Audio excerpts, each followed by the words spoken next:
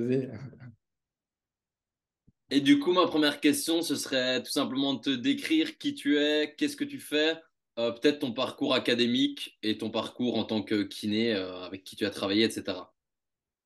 Ok. Je m'appelle Florian Patalagoiti déjà. Tu m'entends là? Je crois que ça, Nickel. l'écran. Non, c'est bon. Je m'appelle Florian Patalagoiti. Je suis kiné et ostéo du sport. J'ai fait mes études à Lille, pas très loin de chez toi, de kiné. Ensuite, j'ai travaillé à Paris. Très vite, j'ai travaillé dans le sport, dans le tennis. Où j'ai intégré une académie qui s'appelle l'Académie Mouratoglou, qui est aujourd'hui une des plus grosses académies d'Europe, mais à l'époque, elle était un peu plus petite, dans les Yvelines. Là-bas, du coup, je partageais mon activité entre un cabinet libéral classique et les athlètes de haut niveau, enfin les joueurs de tennis. J'ai commencé à suivre des joueurs de tennis sur le circuit ATP et WTA, donc c'est le circuit hommes et femmes des joueurs pros, à la demande quand ils avaient des pépins physiques, mais qu'ils pouvaient continuer à enchaîner les tournois en disant d'avoir un peu plus de soins. Je m'occupais de la prévention aussi de tous les joueurs sur place, parce que du coup, tu avais les pros qui, en gros, font le circuit tout le temps, mais qui reviennent sur leur base d'entraînement, soit pour les périodes de pré-saison, soit quand ils sont blessés, soit entre certains tournois pour s'entraîner un peu.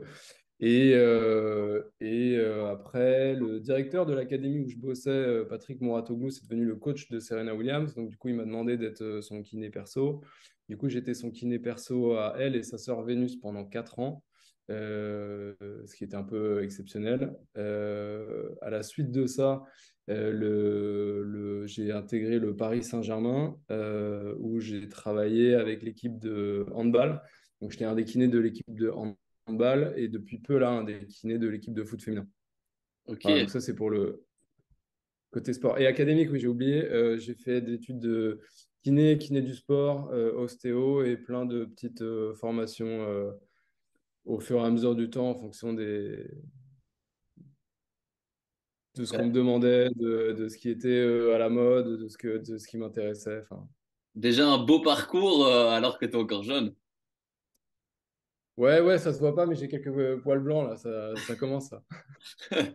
Et justement, comment, enfin, là, tu as un peu expliqué comment En fait, c'est un peu par hasard que tu es devenu kiné des Sœurs Williams.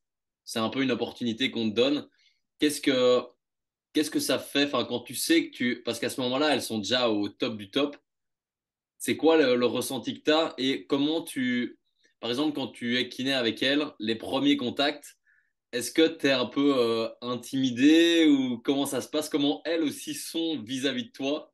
Un peu tout ça. Et écoute, j'étais très intimidé parce que j'étais pas particulièrement fan de tennis, mais bon, ça fait quand même quelques années que j'y travaillais et puis je regardais quand même Roland-Garros à la télé, donc du coup, je les avais vus jouer, c'est-à-dire que c'était déjà au meilleur niveau mondial quand moi j'étais petit, parce que dans quelques années plus que moi.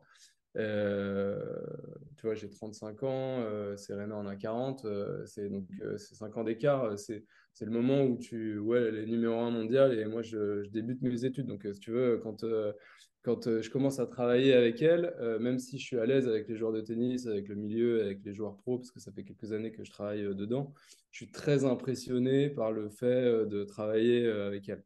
On fait quelques séances ensemble rapidement et puis ensuite elle me propose de faire un mois avec elle pendant la pré-saison. Donc dans le tennis, c'est cette période-là là, de l'année. Donc c'est-à-dire que j'évite le froid de Belgique ou de France pour aller à Miami et je vis avec elle pendant un mois. En fait, elles ont été très pro et super sympa, au sens où elles, des kinés, elles en avaient eu plusieurs. Elles avaient leur kiné qui les suivait depuis 6 ans avant. Donc, du coup, elles avaient une grosse relation de confiance. Et là, c'était pour des raisons pro et perso, c'est-à-dire que c'est surtout c'est un rythme de vie particulier. Tu suis des athlètes au quotidien tout le temps. Donc, du coup, pour toi, avoir ta vie perso, c'est pas facile. Tu es obligé de faire pas une croix dessus, mais en tout cas, tu as un rythme qui est contraint et toute la saison, enfin toute l'année. Donc du coup, elle commençait à en avoir un peu marre.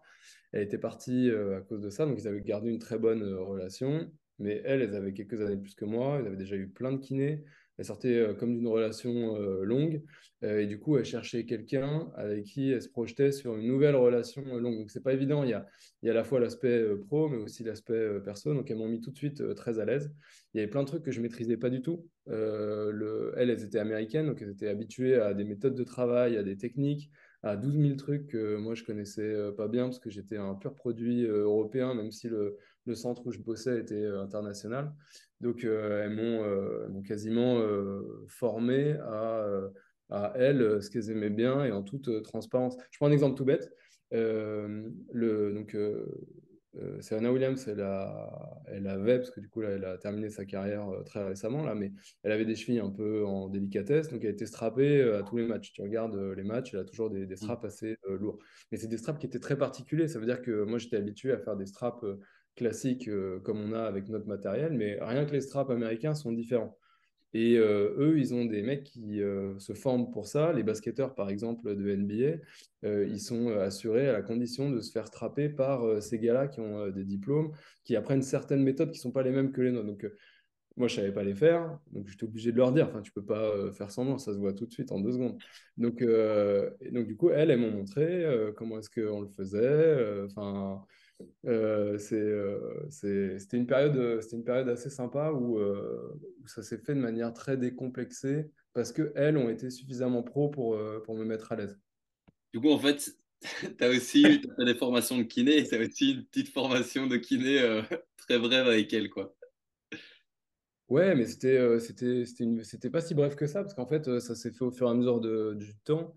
J'étais kiné du sport, j'étais en train de finir mon cursus d'ostéo. Ça fait déjà des années que je travaillais dans le sport. J'étais très à l'aise avec mon boulot, mais là, quand tu deviens kiné personnel, en fait, tu rentres dans une autre dimension, parce que euh, de la même manière que gérer une équipe en prépa physique et gérer un athlète, c'est pas pareil. Ça veut dire que tu rentres un peu dans tous les aspects de sa vie et du coup, tu traites de nutrition, de sommeil, de récupération, de prévention. Et du coup, ça veut dire que très rapidement, tu t'intègres dans plein de pans très intimes. Tu vis au quotidien avec quelqu'un. Donc, du coup, tu apprends à beaucoup plus loin, c'est-à-dire que tu apprends même la personnalité de la personne et c'est presque comme apprendre à être quelqu'un, enfin, c'est à être avec quelqu'un, tu partages beaucoup de choses, donc ouais, il y a une phase de formation, forcément.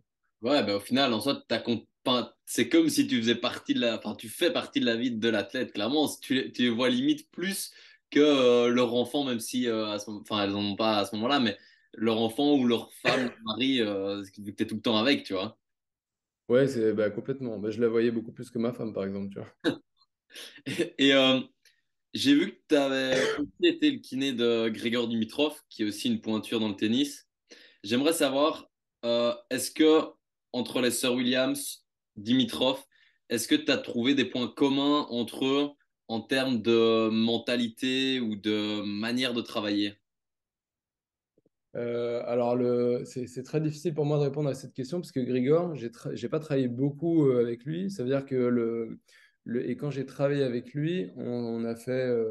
Donc, je travaillais pendant des années avec lui à l'académie, là où il s'entraînait. Mais comme j'expliquais, en fait, la plupart des joueurs, ils étaient sur le circuit la majorité de l'année. Donc, du coup, je le voyais peu de temps dans l'année, même si c'était régulier. Et ensuite, je me suis déplacé avec lui, mais on a dû faire, je sais pas, 5 ou 6 tournois en tout.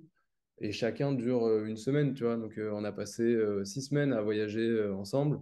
Là où les Sir Williams, ça a été pendant 4 ans, tu vois. Donc, c'est difficile de comparer les deux expériences. Mais pour répondre à ta question, le, ça n'a rien à voir. Je pense qu'il faudrait poser la même question à mon collègue Grégory Visery, qui du coup a travaillé un petit peu avec les Sir Williams là, à la fin de leur carrière, juste après que moi j'ai arrêté, et qui travaille aujourd'hui avec Grigor Dimitrov. Hmm. Parce que là, les périodes de vie sont un peu plus comparables. Moi, il était jeune, hein. Il devait être 30 ou 40e mondial. Tout le monde l'appelait Baby Federer. C'était le jeune qui était monté en puissance. Et même s'il fait une carrière exceptionnelle, à ce moment-là, tout le monde le voyait gagner des grands chelems et être numéro un mondial. Je ne dis pas qu'il ne va pas le faire, mais aujourd'hui, il ne l'a pas fait. Donc, du coup, j'étais avec un jeune talent brut que tout le monde attendait qu'il explose. Alors que Venus et Serena, j'étais avec des numéros 1 mondial qui l'étaient depuis longtemps, où la question c'était comment faire pour continuer à l'être et à performer le plus longtemps possible. Donc les périodes de vie, les méthodes de travail sont différentes. Je dirais que s'il y a un truc qu'ils avaient en commun, mais je pense que j'imagine que ça doit être valable pour tous les athlètes à ce niveau-là, c'est la, la détestation de perdre. Ouais, Encore que le plaisir de gagner, c'est la haine de perdre, quoi. ouais. Et tu aurais une anecdote, je sais pas, une anecdote marrante que tu pourrais raconter ici sur ton accompagnement avec les sœurs Williams. Euh, J'en ai 400 000, une marrante, Original, quoi. euh, une originale. Écoute, il y en a une qui m'a marqué parce que pour montrer qu'il y a aussi des hauts et des bas, et ça fait rire à la terre entière sauf moi cette histoire, mais un jour, donc Serena, elle avait un problème au genou et, et en fait, elle avait un problème ligamentaire, une atteinte du ligament latéral, et du coup, ça crée une petite instabilité latérale. Donc, c'est sur chacun de tes appuis, en fait, t'es un peu diminué parce que soit c'est douloureux si tu vas vraiment chercher ton appui comme d'habitude, soit tu es obligé de compenser, ce qui évidemment t'empêche de performer sur certains appuis, transforme un peu ton jeu et bref, les échanges sont plus longs, c'est plus dur de récupérer, enfin bref, tu vois l'histoire. Donc du coup, un des trucs qu'il fallait faire, c'était porter un strap, mais c'est un strap super lourd, un strap de ligament latéral de genou. C'est un truc, enfin je veux dire, tu peux pas passer à côté. Donc du coup, à la télé, évidemment, tout le monde parlait que de ça. Alors que je veux dire, c'était une entorse à la con, je dirais. C'était pas grand-chose. C'est-à-dire que c'était une quinzaine de jours et ensuite du renfort spécifique et de l'adaptation de prépa physique sur les quelques semaines qui suivaient. Et on n'avait aucun problème. On n'était pas du tout d'accord avec elle sur le temps où il fallait garder le strap. Et je sentais bien que elle, ça l'embêtait, ça la gênait physiquement d'avoir un énorme strap sur la cuisse, même si ça, du coup, ça la permettait de jouer sans douleur. Et en plus, tout le monde parlait que de ça. Et on s'est embrouillé. Et c'était une erreur de débutant. Ça veut dire qu'elle, elle avait été blessée 50 fois. Elle connaissait son corps par cœur. Et moi, je voulais lui imposer ce traitement qui la contraignait. Donc, du coup, elle a fini par me virer de son cours et me dire elle voulait plus me voir, quoi, en gros. Et du coup, moi, je me suis retrouvé en plein milieu d'un tournoi à l'autre bout du monde, à pas savoir quoi faire, alors qu'elle s'entraînait à 200 mètres, quoi. Et, en fait, très rapidement, elle est très fine, elle est super sympa, elle est très fine en plus. Donc, du coup, elle a pris un prétexte un peu ridicule en disant, tiens, j'ai un petit truc au poignet, tu veux bien regarder si mon poignet il est pas coincé. Et c'était une manière de dire, reviens dans la team, on n'en parle plus, c'est fini. Par contre, ne parle plus de ton strap, tu vois. Et en fait, effectivement, ce qui s'est passé, c'est qu'elle a pu avoir un tout petit peu mal sur les jours qui ont suivi, mais avec les soins et sans le strap, bah, c'est passé. Et elle avait pressenti, je ne l'avais pas encore pressenti à ce moment-là. Et, euh, et, euh, et je pense que les athlètes en fin de carrière, parce que même si il lui restait quelques années devant elle, ça faisait à cet âge-là, tu vois, il va avoir 35 ans. La plupart des athlètes s'arrêtent déjà, ils sont déjà en fin de carrière et elle, c'est juste qu'elle a été exceptionnellement longue, mais ils se connaissent par cœur et on a énormément de choses à apprendre des athlètes eux-mêmes. Je pense qu'on a plein de choses pour optimiser leur performance qu'on peut leur apporter, mais eux se connaissent quand même très très bien à un certain niveau, quoi. Ouais, non, tu m'étonnes. Tu m'étonnes. Et maintenant, j'aimerais savoir, est-ce que tu fais des tests en début de saison ou pendant la saison, des tests style prévention ou tests de mobilité? Parce que je sais qu'il y a beaucoup de tests, mais pas toujours dans la littérature. C'est un peu contradictoire. Est-ce qu'il faut faire ces tests-là? Qu'est-ce qui marche réellement et tout ça? Est-ce que toi, t'as une batterie de tests que tu fais tout le temps à tous tes athlètes et que tu refais durant la saison? Tu fais juste en pré-saison un peu savoir comment tu gères ça. En fait, moi j'ai travaillé principalement dans trois sports et du coup, j'ai pas ni appliqué ni vu les mêmes méthodes de travail dans les trois sports. Donc du coup, les points communs, c'est que oui, j'ai fait systématiquement des tests de pré-saison et ensuite plus ou moins suivi le intermédiaire au fur et à mesure de la saison, mais au moins systématiquement en pré-saison. Dans le milieu du tennis, par exemple, les joueurs viennent voir une personne ou une structure avec une personne qui a mis en place une méthodologie. Et du coup, on fait les tests. Donc, c'est là où j'étais le plus libre et où j'ai fait mes propres batteries de tests. Et quand je dis le plus libre, ça a été des années de réflexion parce que les premiers tests, les premiers bilans de pré-saison qu'on avait mis en place, c'était mon collègue avant moi à l'académie déjà qui avait commencé à travailler dessus. Et donc, on les avait mis en place en 2010. Et chaque année depuis jusqu'en 2018 où j'ai arrêté, donc ça faisait quand même 9 ans, enfin 9 saisons différentes, à chaque fois, on se posait la question de comment on peut faire pour les améliorer. Et chaque année, on les a modifiés. Donc, on faisait des tests avec les prépas physiques, on avait deux batteries de tests différentes. Et du coup, on faisait une co-réflexion, c'est-à-dire nous entre kinés et ensuite avec les prépas pour être sûr de ne pas faire de doublons et que que ça soit cohérent ensemble. On faisait effectivement des tests de mobilité. Alors, à ce moment-là, la littérature, elle était beaucoup moins présente qu'aujourd'hui. C'était beaucoup plus l'expérience terrain qui comptait. Et quand on discutait entre confrères, et ça date pas d'il y a si longtemps que ça, hein, mais enfin, vraiment, ça s'est transformé ces dernières années. On parlait pas du tout de littérature, on s'en foutait de la littérature. On savait même pas comment y avoir accès, en fait. Donc, du coup, c'était beaucoup par rapport à ce qu'on voyait, à ce qu'on pressentait, à ce qu'on pensait être bien, et par rapport aux échanges qu'on avait entre collègues. Et, et en fait, on faisait beaucoup de tests de mobilité, on faisait des tests de force analytique, où on faisait surtout des tests fonctionnels, tu vois, par exemple sur les rotateurs externes d'épaule. Je me rappelle, on faisait allongé sur le côté avec un poids de 1 kg et on mesurait le nombre de répétitions que tu arrivais à faire de manière propre sans casser le poignet et sans tourner le dos. Bon, tu vois, c'était un exemple. On avait une batterie qui comportait 25 tests et qui allait enfin, de l'évaluation de la stabilité au travail de mobilité fonctionnelle, un peu type FMS. On avait des exercices plus de mobilité analytique articulaire, plus type GMC. Évidemment, comme le rugby, c'est assez éloigné du tennis, on avait beaucoup adapté les tests.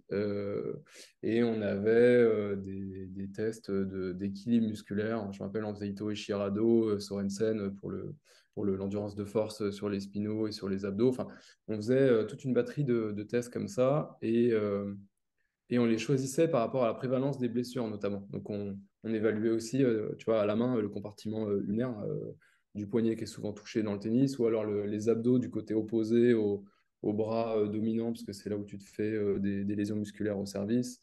Les mobilités de hanche, beaucoup, parce que c'est là où tu te fais des coxopathies, enfin des atteintes cartilage au niveau des coxofémorales. Donc, c'était ces points-là qu'on ciblait particulièrement. Et en fait, avec la littérature, on les a assez peu fait évoluer, pour te dire, parce que si on les améliorait chaque année, en fait, comme la littérature, comme tu dis, c'est difficile de savoir ce qui est vrai et ce qui est faux. Je pense qu'on a plus orienté nos tests vers de la force et moins vers de la mobilité, de l'extensibilité qu'au début, en gardant à peu près le même volume de tests parce qu'il fallait que ça tienne dans un délai imparti, vu qu'il fallait passer tous les joueurs. Mais je dirais que à part cette tonalité-là, et encore qui est partielle, on n'a pas beaucoup changé par rapport à la littérature. Et du coup, Euh, au final, et ensuite, dans le, Non, vas-y, vas-y. et ensuite, dans le hand et dans le foot, j'ai eu deux problématiques différentes. La première, dans le hand, c'était une discussion, parce que l'idée, c'était justement de comment modifier les bilans de pré-saison. Donc, du coup, on a eu une grosse conversation avec le médecin, les prépas, les kinés, etc. C'était très collégial et on voulait en plus que ça soit graphique, donc d'avoir des modèles un peu comme sur FIFA où tu as attaque, défense, etc. Donc, tu avais cheville, épaule, genou, etc. Donc, on devait pondérer la valeur des tests, etc. On s'appuyait beaucoup plus sur la littérature scientifique pour les faire. Donc, du coup, de- on prenait des tests qui étaient validés ou alors des points qui avaient été validés comme étant déterminants et ensuite on faisait nos propres tests pour les évaluer avec le matériel qu'on avait. Euh, et au foot, là, c'est complètement différent parce qu'en fait, l'idée, c'est d'uniformiser un peu les tests dans tout le club.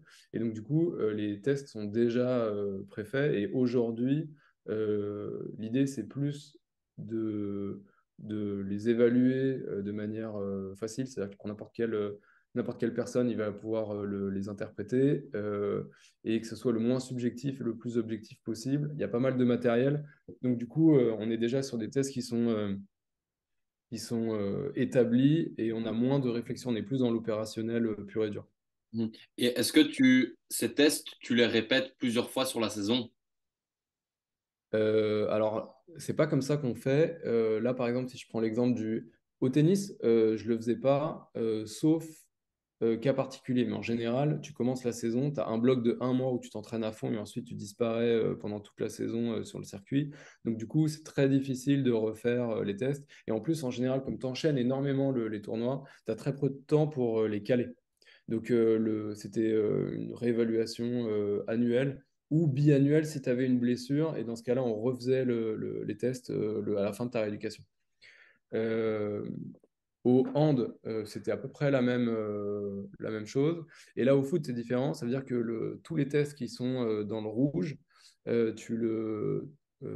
ont des routines au moment des pré-échauffements à faire pour corriger leurs tests. Donc, c'est le moment où ils ont leurs exercices individuels.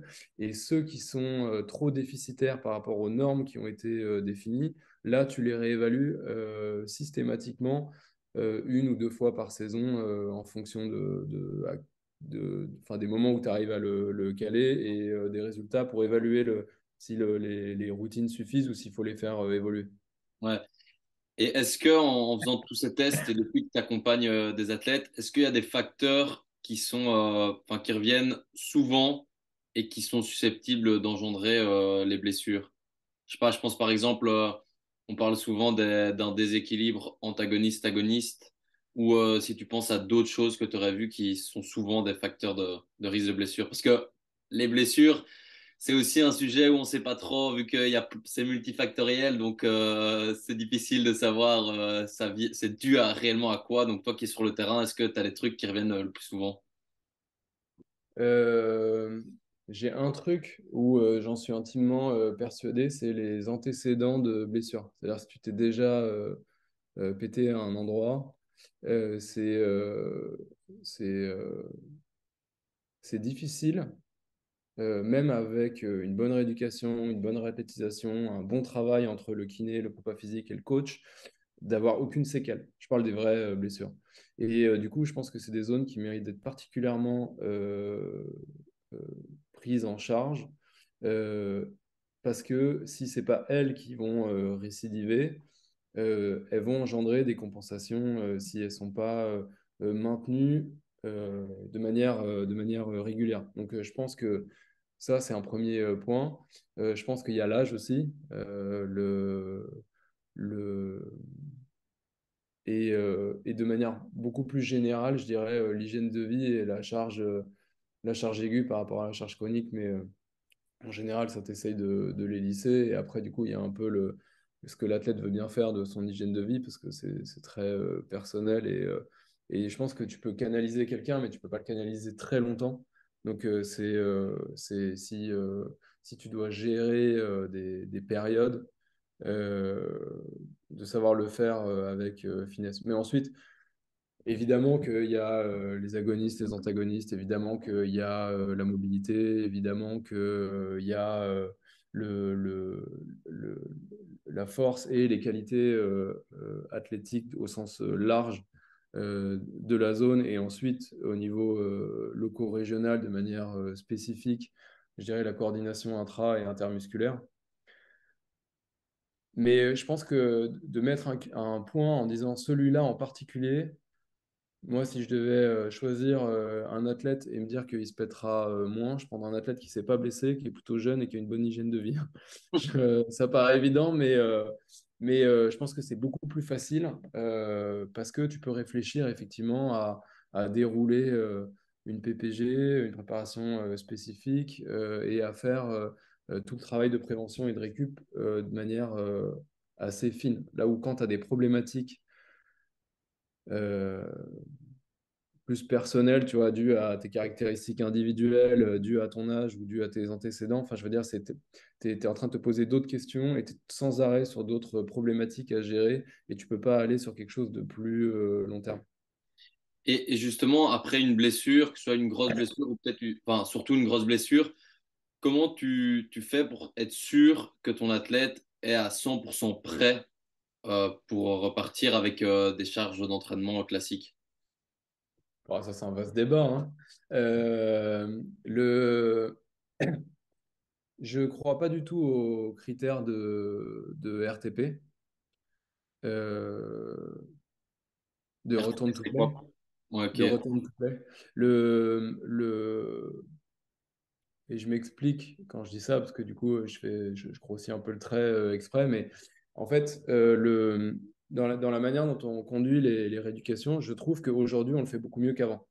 Ça veut dire qu'avant, nous, les kinés, moi, quand je bossais, ce que je disais, c'est pas si vieux que ça, mais il y a quelques années, on était beaucoup sur table et on faisait du renforcement à la main sur table. C'était ça notre info. Et donc, tu passais de ça au prépa physique et au coach de manière très brutale. Enfin, les marches étaient immenses. Aujourd'hui, on réfléchit de manière beaucoup plus fine à comment les lisser et on a de plus en plus d'outils avec des critères objectifs qui te permettent du coup d'avoir ces critères pour le retour sur le terrain, donc de RTP, de return to play, et dedans avec encore d'autres critères, si c'est pour la performance, si c'est juste pour l'entraînement, etc. Mais, mais soit on les voit à 360 degrés, donc ça veut dire, je prends un exemple tout simple qui est très codifié. Quelqu'un qui se fait des croisés, d'accord? Il va être absent du terrain entre 6 mois et 1 an. Le moment où on le remet sur le terrain, tu as, des conditions un peu différentes. Ces conditions, pour moi, le plus important, ça va probablement être le questionnaire subjectif de retour sur le terrain, il y en a un qui est bien connu, qui s'appelle le ACL-RSI. Et en fait, en fonction de ton score, tu peux déjà quasiment déterminer le risque de récidive ou pas. Donc, du coup, c'est assez intéressant à savoir parce qu'en gros, les questions qui sont libellées dedans, c'est quasiment toujours des questions d'appréhension et de confiance en soi. Et donc, du coup, est-ce que tu penses que tu pourrais te refaire mal? Est-ce que tu penses que tu peux perfer au même niveau? Est-ce que tu as confiance dans ton genou? Enfin, c'est des questions assez basiques comme ça. Mais en fait, elles sont prépondérantes parce que le, si tu t'appuies sur ton ressenti, c'est pas évident parce que peu importe ta méthode de travail, si tu es à travailler toujours au maximum et à demander plus à l'athlète pour que le retour sur le terrain lui paraisse facile? Est-ce que tu es du genre à toujours être en sous-maximal pour être sûr qu'il soit en surconfiance et qu'il ait que des exercices qui le mettent à l'aise et que tu laisses faire le processus un peu naturel de, de cicatrisation et que toi tu accompagnes en développant en parallèle les qualités athlétiques et en favorisant le, le terrain pour qu'il cicatrise bien? Euh, dans, dans un cas comme dans l'autre, tu vas dire, bah, moi, je suis là pour redonner confiance à mon athlète. Donc, du coup, toi, c'est difficile. Toutes les méthodes de travail peuvent être défendables. L'essentiel, c'est que tu saches ce que tu fais et pourquoi et probablement avec qui. Et après, dans les critères analytiques objectifs, si tu te bases que sur le test ISO, ça ne fonctionne pas. Si tu te bases que sur les tests fonctionnels, ça ne fonctionne pas. Je prends un exemple tout bête. Encore une fois, quand je commençais à bosser, à ce moment-là, la chaîne ouverte, donc le fait de se mettre sur un leg extension et de faire travailler ton genou après t'être fait opérer des croisés, c'était interdit. C'était dramatique, tu allais tirer sur la plastie, tu allais, lui créer un genou instable, il ne reprendrait jamais le sport au niveau. Moi, c'est ça que j'ai appris. Donc, du coup, quand j'ai commencé, on faisait que des exercices fonctionnels. Donc, et on était beaucoup moins dans le travail de force qu'aujourd'hui. Encore une fois, ce que je disais, je pense que s'il y a quelque chose qui a évolué, c'est le fait de travailler beaucoup la mobilité avant et plus la force aujourd'hui. Et donc, du coup, on travaillait peu la force. Et je me rappelle à l'époque où les tests isocinétiques étaient moins systématisés qu'aujourd'hui, parce qu'on faisait moins d'études, justement. Et même les chirurgiens conduisaient moins d'études. Maintenant, ils en font tous. Donc, du coup, ils demandent des bilans isocinétiques systématiques qui demandent, du coup, à toi, en tant que kiné, d'être très vigilant sur la force et sur le ratio agoniste-antagoniste dont tu parlais, quadri-ischio, et dans ces différentes courses. Donc, du coup, et mode de contraction. Donc, du coup, on focalise beaucoup plus dessus, mais avant, on ne le faisait pas. Et j'avais des athlètes qui ne se sont jamais répétés, qui étaient monstrueux sur les tests fonctionnels. Et je sais que j'en ai une palanquée qui était nulle sur les tests de force parce que je m'en suis rendu compte quand ça a commencé à se démocratiser et que du coup, mes athlètes dont je m'occupais allaient faire des bilans isocinétiques et qui revenaient, ou moi j'aurais mis ma main à couper pour dire qu'ils étaient forts parce que ils faisaient des pistoles complets. Ils avaient récupéré la force d'explosivité verticale, ils faisaient des sauts symétriques à droite et à gauche. Ils avaient une pleine confiance. Ils faisaient du triple saut là, sur un pied, le triple hop test qui était équilibré droite et gauche. Enfin, je veux dire, ils soulevaient les mêmes charges. Pour moi, c'était évident qu'ils allaient avoir les mêmes pics de force.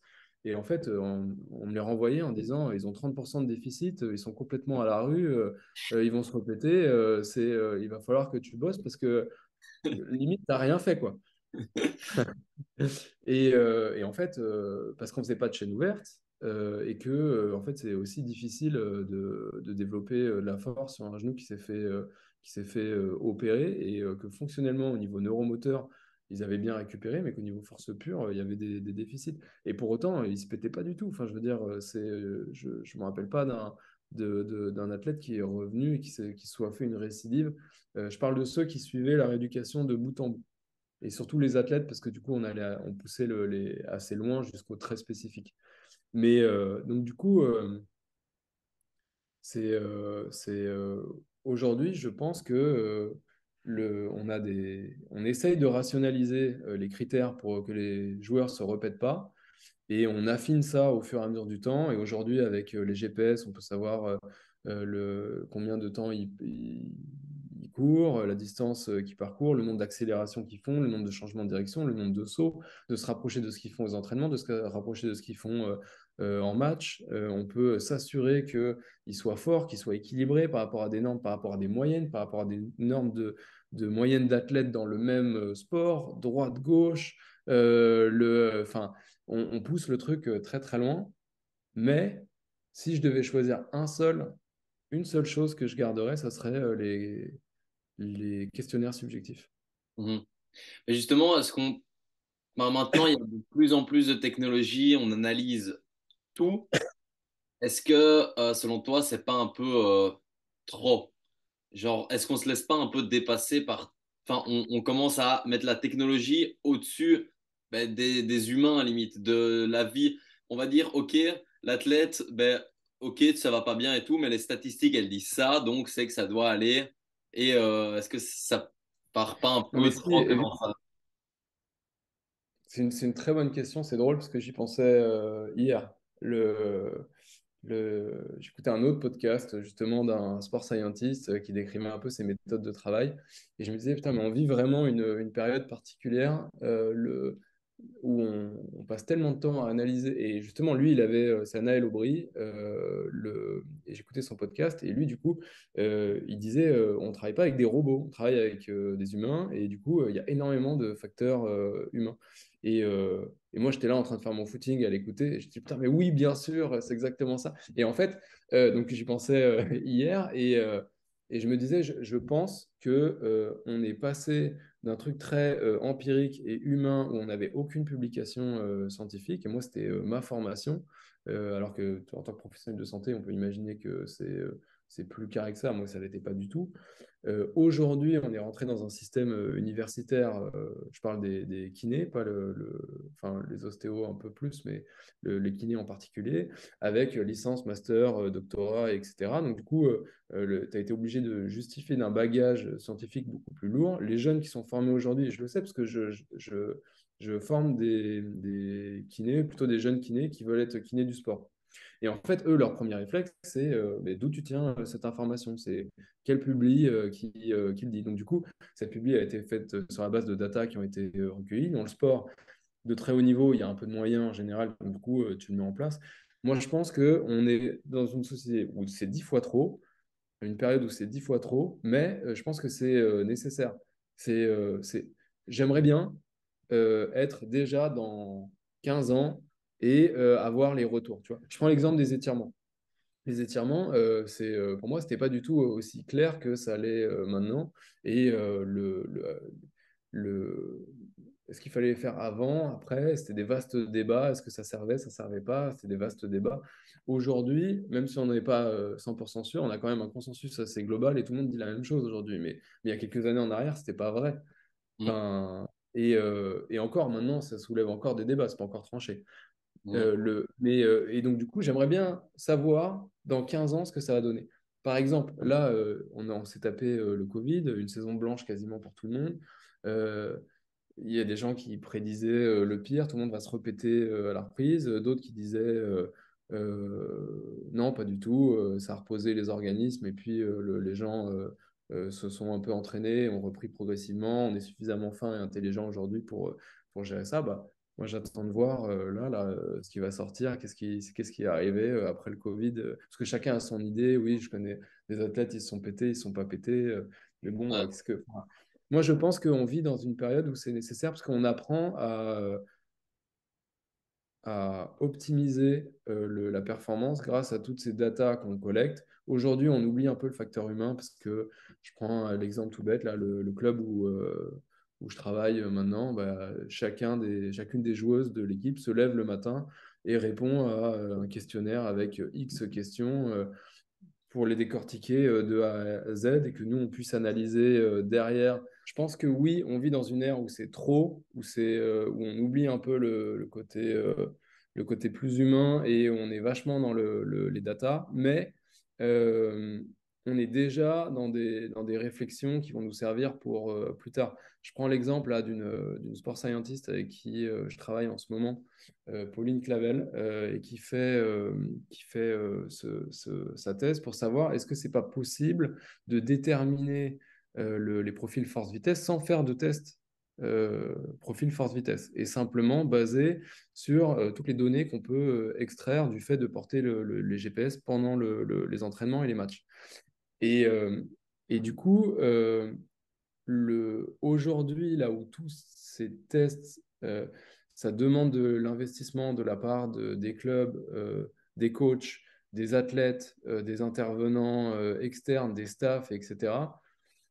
Si on arrive à en sortir quelque chose qui, dans 10 ans, 15 ans, nous permet d'automatiser ce qui est le plus utile sur le terrain et de savoir comment l'appliquer de manière la plus transparente possible et de réintégrer l'humain qu'on oublie un peu dans cette réflexion aujourd'hui, je pense que c'est un mal nécessaire. On vit dans cette période-là de toute façon. Mhm. Mais justement, j'avais vu Jean-Benoît Morin qui parlait de ça, de c'est sûrement ça la nouvelle technologie où ils mettent les GPS et ils voient toutes les actions sur tout le terrain et après ils arrivent à recentrer le nuage de points pour essayer d'avoir ça avait Ouais, l'air bah, c'est intéressant. exactement ça. Bah, du coup, donc là, je travaille avec elle au quotidien, hein. C'est pas, mon travail, c'est pas du tout de me pencher sur sa thèse. J'y connais rien, moi. Mais effectivement, c'est exactement ça. Et du coup, bah, tu vois, ça te fait des batteries tests en moins à faire. Et pourtant, ça va te permettre d'affiner ta prépa physique. Donc, du coup, si aujourd'hui, l'utilisation des GPS, des cardiofréquencemètres, des appareils connectés, de tous les bilans de tests que tu peux faire, des plateformes de force, jusqu'à nos évaluations, nous, très analytiques, articulaires, musculaires. Si à la fin, on sait ce qui est déterminant et là où tu parlais justement des bilans de pré-saison où aujourd'hui chacun le construit comme il veut parce qu'il n'y a rien qui est établi. Donc du coup, tu as des philosophies de travail qui sont très différentes entre les différents sports avec leur culture. Ça, je l'ai remarqué entre les différentes personnes parce que tu as beau prendre les meilleurs experts. Ils ont chacun leur avis et qui parfois peuvent être hyper tranchés et complètement opposés. Le, je pense qu'on apprend tous les jours et qu'on va apprendre beaucoup. Moi, ce que je regrette de ce côté-là, c'est effectivement ce que tu disais, la perte un peu de l'humain. Et le deuxième truc, c'est du coup cette réflexion que par l'étude scientifique et ce qui est démontré, et moins par le côté terrain. Après, moi, je suis vraiment un homme de terrain et pas un scientifique, donc c'est mon... Enfin, ça me paraît évident, mais j'aime beaucoup, par exemple, je prends l'exemple de Yann Lemeur, c'est que je trouve génial parce qu'au niveau scientifique, enfin, c'est une pointure, c'est exceptionnel et il a un pied sur le terrain tous les jours. Donc, du coup, il est très dans le côté application pratico-pratique. Tu parlais de Jean-Benoît Morin, c'est pareil. Et du coup, c'est des gens qui sont inspirants pour ça. Et c'est vrai qu'il y en a d'autres, ils se perdent dans des trucs, c'est Ouais. inapplicable. Ouais, ouais, pour moi, c'est clairement ça. Et tu dois avoir les études qui t'aident, mais avec ce que tu vois sur le terrain, tu arrives à voir qu'est-ce qui est réellement faisable. Et, enfin, parce que le terrain, un match de tennis ou un match de foot, c'est pas les mêmes conditions que des tests en labo, tu vois. Donc, pour moi, c'est un juste milieu, à trouver, quoi. Et maintenant, en termes de méthode de récup, tu dirais que c'est quoi? Là, là encore, il y a plein de recherches, mais encore, on ne sait pas qu'est-ce qui est réellement efficace et tout ça. Toi, avec ce que tu as vu jusqu'à maintenant dans ta carrière, qu'est-ce que tu trouves qui est enfin, quelles sont les meilleures méthodes pour toi de récup? Moi, perso, et d'ailleurs, je pense que c'est aussi ce que dit la littérature, mais maintenant qu'on a fait un peu le tri entre celles qui servent vraiment à rien et celles qui peuvent apporter des bénéfices, et quand est-ce que tu peux les placer pour que ça soit utile et pas contre-productif. Euh, une fois que tu as dit ça, tu as dit un peu tout et rien. Moi, je pense que c'est très personnel. Je prends un exemple tout bête. Là, je travaille avec une équipe de foot. Bon, on a des coachs en plus qui veulent beaucoup systématiser la récupération. C'est-à-dire qu'après les matchs, toutes les joueuses qui ont joué 90 minutes doivent passer par un atelier de récupération. L'atelier de récupération est le même pour tout le monde. Il va comprendre du vélo en récup active, du foam roller et des stretch. C'est pas une routine systématisée, chacune travaille sur ce qui lui paraît, sur ce qui lui paraît bien, enfin, elles sont autonomes, et un massage ou des bottes de pressothérapie. Euh, et à la fin, bain froid. Bon, je pense que c'est très bien, euh, mais c'est un côté impersonnel qui est très difficile. Ça veut dire que c'est déjà le bain froid, t'as la moitié qui essaie de l'esquiver. Euh, le, c'est, donc du coup, t'es obligé d'expliquer, de justifier, de convaincre. Euh, le, et même si elles sont très pro et que elles s'adjoignent même, tu vois, de la récup de leur côté, avec du matériel dans lequel elles investissent, qu'elles achètent, qu'elles font en parallèle, bah, je pense que c'est une manière de s'approprier aussi ta propre récup. Je prends l'exemple des joueurs de tennis. Donc, du coup, j'ai travaillé avec beaucoup de joueurs de tennis. Et euh, ils vont s'approprier du coup une routine de récupération qui va leur être propre et qui va être inspirée et basée sur ce qu'on leur met à disposition et ce qu'on leur propose, mais aussi sur ce qu'ils ressentent de manière très personnelle comme de la récup. Je reprends l'exemple des bains froids parce que je trouve que c'est très marquant et c'est clivant. On est tous d'accord pour dire que les bains froids, globalement, c'est bien. C'est physiquement, c'est bien. Et mentalement, ça peut être bien, mais ça peut être catastrophique. Enfin, je veux dire, tu fous quelqu'un dans un bain froid qui n'a pas envie d'y aller, pour peu qu'il ait un peu un syndrome de Raynaud, tu sais, quand tu as les mains et les pieds qui bleuissent par le froid, mais c'est horrible, c'est insupportable. Donc, du coup, appeler ça de la récup, c'est compliqué, tu vois.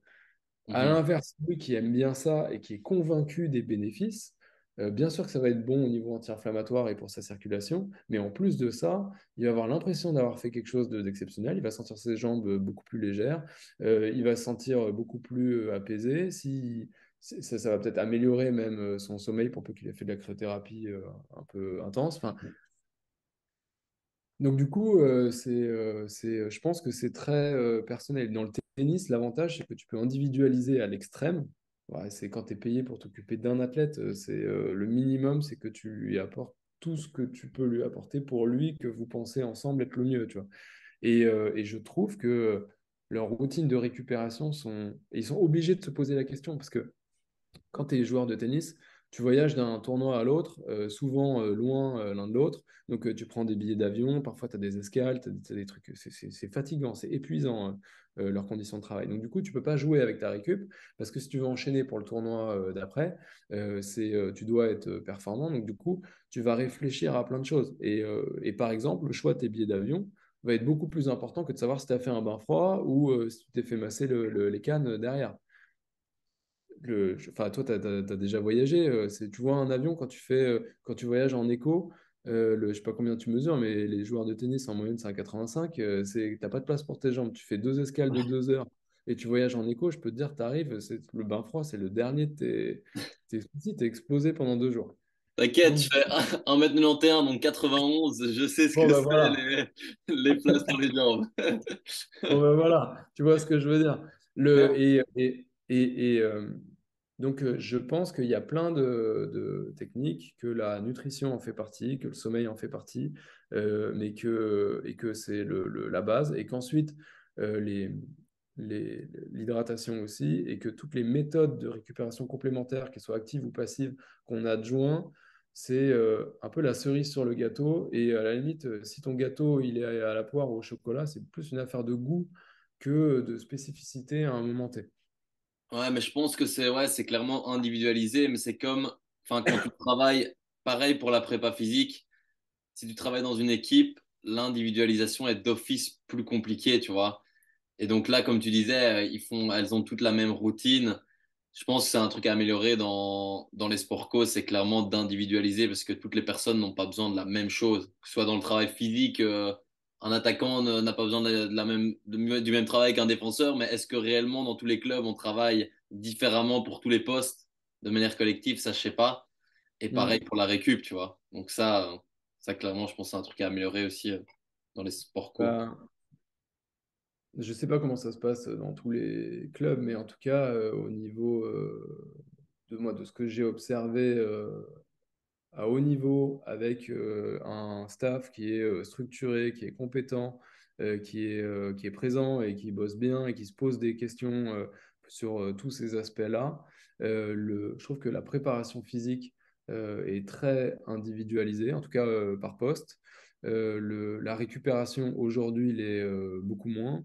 Du coup, c'est les joueurs et les joueuses qui s'approprient leur propre récupération. Mais je pense que c'est autant on peut. Après, c'est un problème de gestion. C'est très difficile d'individualiser la récup, là où c'est un peu plus facile d'organiser des ateliers par poste d'équipe. Mais je prends un exemple. Le Venus et Serena Williams. On parle de deux sœurs. Elles ont les mêmes types de jeux. Elles font le même sport. Elles ont quasiment le même calendrier sportif. Et ben, les deux n'ont pas du tout les mêmes routines de récupération. Pas du tout. Je prends l'exemple de Serena. Elle sort du match, elle va sur son vélo et on lui amène, moi c'était moi qui lui ai amené quand je travaillais avec elle, un shaker de protéines. Et du coup, elle s'hydrate, elle prend ses protes. Elle est 20 minutes sur le vélo, autour de 40% de FC max. Elle discute avec le coach et elle débrief de son match. Première partie de la récup. Deuxième, mobilisation analytique, active et passive, articulaire. On prenait chaque articulation et on faisait des petits exercices avec une petite balle lestée, et puis ensuite avec les coudes, les épaules, le dos, etc. Et puis de manière passive. Donc de mobilisation générale. Euh, et, euh, Et quand c'était en night session, donc le soir où tu es un peu excité, où c'est dur de dormir, un massage et mobilisation des cervicales pour stimuler le système parasympathique. Ça, c'est une méthode de récupération que elle et moi, on avait définie, qui lui allait très bien. Et sa sœur Vénus, exactement enfin, comme je disais, tu peux pas faire plus proche. Et elle, c'était rare qu'elle aille sur le vélo. Et par contre, elle voulait un massage passif pendant 1 heure et demie. Et pour connaître les deux, je ne suis pas sûr. Alors que sur le papier, la première méthode paraît beaucoup plus scientifique, analytique. Et ben, avec le recul, en les connaissant très bien, je ne suis pas sûr que sur la récupération, ce n'était pas Vénus qui avait raison de simplement s'allonger sur la table et de se faire masser. Parce que, en tout cas, ce qui est sûr, c'est que elle avait plus d'insouciance dans sa récupération, une capacité de passer plus facilement à autre chose et de déconnecter, de choisir des méthodes passives. Et je pense que euh, parfois, ce qui paraît d'évidence le mieux n'est pas forcément adapté à tout le monde. Et du coup, de vouloir individualiser la récupération dans les sports co, je pense que c'est très bien, mais je pense que c'est difficile et je ne sais pas jusqu'où tu peux aller mettre le curseur. Parce que pour avoir fait des sports individuels et des sports co, bah, tu n'as pas du tout les mêmes problématiques, tu vois. Mhm. Ouais, non, clairement. Et maintenant, ma dernière question, c'est un peu ton avis, parce que je sais qu'il y a certaines personnes qui disent que des fois, les kinés veulent faire le travail des préparateurs physiques, que les préparateurs physiques veulent faire le travail des kinés. C'est quoi un petit peu ton avis là-dessus, toi qui as travaillé dans le sport individuel, dans le sport collectif, c'est quoi ton avis et comment ça se passe réellement? Est-ce que les kinés font parfois le travail du préparateur physique et inversement, ou ils travaillent ensemble? Alors moi, j'ai la chance de pouvoir pas mal choisir avec qui je travaille aujourd'hui. Et du coup, les préparateurs physiques avec qui je travaille, on travaille très bien ensemble. Je pense que en fait, comme je disais au début, là, il y a quelques années, quand j'ai travaillé, nous, on travaillait que sur table. Donc du coup, si tu veux faire la différence entre les plates-bandes du kiné et du préparateur physique, c'était extrêmement facile. Et petit à petit, on a fait de plus en plus d'exercices et inversement, le prépa physique a commencé à s'intéresser de plus en plus à la prévention et à la réathlétisation. Donc du coup, à un moment donné, enfin, je veux dire, c'est sûr que tu es obligé de définir une limite. Et moi, je pense que ceux qui n'arrivent pas à le faire, c'est soit qu'ils sont cons, soit que ils sont ils n'ont pas bien analysé leurs propres capacités. Moi, ça fait presque 15 ans que je travaille dans le haut niveau et avec des préparateurs physiques, et je pense que je ne suis pas du tout préparateur physique. Et je pense que je ne serais pas un bon préparateur physique. Mais parce que je suis aussi ostéopathe et que c'est difficile à 18h30 de crier vas-y, vas-y, donne tout, lâche tout, lâche tout, lâche tout. Et à 19h, relâche-toi, oh là là, t'es un peu tendu, il va falloir bien récupérer demain. Enfin, donc, du coup, tu es obligé de trouver des limites. Pour moi, en général, elles sont assez claires. Euh, tant que tu rentres pas dans le spécifique, c'est des trucs où je suis assez à l'aise. Et je retire le cardio où je suis pas à l'aise et je considère que c'est beaucoup plus le travail du préparateur physique. Sur le travail du travail de montée de force, ça, c'est des choses qui sont à définir parce que nous, les kinés, dans notre formation, on est très peu formés aux différents types de renforcement musculaire. Donc, en rigolant, je sais plus qui c'est, je crois que c'est Training Therapy que j'aime beaucoup, qui avait fait un truc, comment est-ce qu'on sort du 3x10? Mais parce qu'en kiné, simplement, l'endurance de force, la montée de force, la force expo, etc., enfin, c'est des mécanismes que tu vois pas, sauf si tu fais des formations complémentaires. Inversement, je pense qu'en prépa physique, vous êtes beaucoup plus formé là-dessus. Et donc, du coup, mais la seule chose, c'est que quand tu te blesses et que tu ne te bases pas sur une ARM, mais sur une capacité maximale volontaire, parce que tu as un tissu qui est lésé, et que du coup, tu travailles sur du fonctionnel, sur du neuromoteur, éventuellement de l'endurance de force, pour donner déjà une base pour construire ensuite un programme de préparation physique, bah, tu es obligé de savoir le maîtriser, parce que tu parles de tissus qui sont souvent lésés en cicatrisation, ou alors où tu travailles sur des tissus fibreux, sclérosés, cicatriciels, etc. Donc, tu as un travail de remodelage à faire. Et du coup, ça demande d'être assez fin. Et le problème, c'est que effectivement, tu as des kinés qui se prennent pour des prépas physiques alors qu'ils ne le sont pas du tout. Et je pense que tu as aussi des prépas physiques qui se prennent pour des kinés qui ne le sont pas du tout. Je vois, il y a des, il y a des, j'ai vu ça tout à l'heure sur Insta, un prépa physique qui a fait un master en STAPS et qui fait plein de programmes de rééducation zone par zone. Et par curiosité, j'en ai acheté un, j'ai regardé. C'est très compliqué parce que du coup, tu fais des généralités hyper simplifiées avec un programme unique pour tout le monde. Et en fait, Enfin, moi, par exemple, rien que dans mes patients et dans mes athlètes aujourd'hui, je pense qu'il y a 50% à qui je pourrais leur donner le programme, ce qui est déjà énorme, hein. Mais il y a 50%, ils le font. Au mieux, ils perdent du temps et au pire, ils se font mal. Donc, du coup, je pense que c'est difficile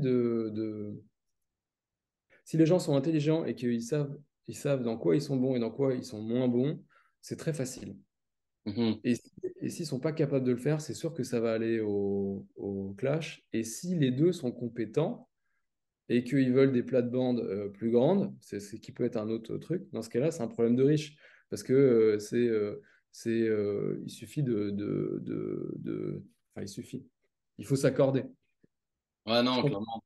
je comprends que chacun veuille avoir la réathlée, par exemple. Mais la réalité, c'est qu'une réathlée, ça peut être long. Le début de la réathlée, bah, quand tu sors de rééducation, ça paraît logique que ce soit plutôt le kiné qui s'en occupe. La fin de la réathlée, qui est très proche de la prépa physique quand tu intègres le groupe ou alors ton sport au niveau précédent, c'est beaucoup plus logique que ce soit le prépa physique. Enfin, je veux dire, il n'y a pas besoin d'avoir fait maths sup pour comprendre ça. Donc, du coup, euh, quand est-ce que tu passes la balle dans cette zone de transition? C'est le seul truc à discuter et je pense que deux personnes intelligentes, ça suffit. Ouais, moi je pense qu'il faut que les deux travaillent ensemble et que chacun ait l'humilité en vrai de se dire, OK, lui est plus compétent sur ces domaines-là et moi je suis plus compétent sur ces domaines-là, mais c'est un travail à deux à faire, je trouve. Ouais, non, mais je suis 100% d'accord. Surtout que, enfin, je veux dire, même si tu prends un athlète qui va très très bien, avec un super prépa physique, euh, je prends l'exemple à nouveau du tennis, parce que je trouve que c'est emblématique, tu vois, les joueurs, ils ont de l'argent, enfin, au top niveau, et ils peuvent prendre qui ils veulent. Bah, ils vont prendre d'abord un coach, ensuite un prépa physique, et ensuite un kiné, et quand ils ont les moyens, ils prennent les trois, parce que les trois ont leur utilité, et que au plus haut niveau, chacun apporte sa pierre à l'édifice. Donc, tu as des moments où tu as plus besoin du coach quand tu fais plus de tennis, des moments où tu as plus du besoin du kiné quand tu es blessé, du moment où tu as plus besoin du prépa physique quand tu dois te refaire une caisse physique ou arriver à entretenir ta caisse physique alors que tu t'enchaînes les matchs et les tournois. Enfin, je veux dire, ça me paraît évident que tout le monde À son rôle défini, quoi. a son rôle. Bah, après, il est à définir en fonction du Ouais, de l'athlète, du moyen, du temps qui est imparti. Enfin, je veux dire, un prépa physique qui est 90% du temps avec l'athlète et le kiné qu'il voit deux fois par semaine dans son cabinet, enfin, je veux dire, il ne peut pas espérer s'occuper de la réathlète, ça n'a pas de sens. Et inversement, c'est quelqu'un qui s'adjoint un kiné qui a un profil très kiné, prépa physique, et un prépa physique perf qui est jamais là et qui envoie ses séances à distance et qui a aucune idée de ce qui se passe sur le terrain. Bon, bah, c'est bien sûr qu'il ne peut pas non plus avoir un gros rôle. ouais, non, clairement. Clairement d'accord avec ça.